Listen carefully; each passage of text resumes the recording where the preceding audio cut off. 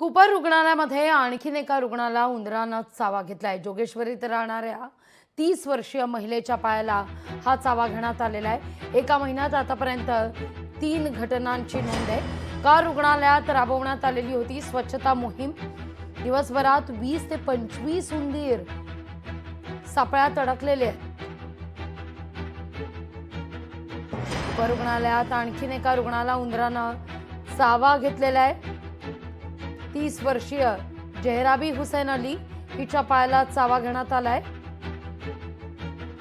अस्वच्छतेचं साम्राज्य कुपर रुग्णालय परिसरात।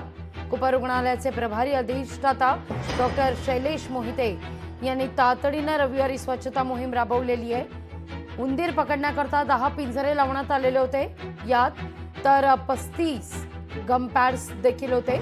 दिवसभरात 20 ते 25 उंदीर सापळ्यात अडकलेले असताना आणखीन एक अशीच घटना समोर येताना दिसते।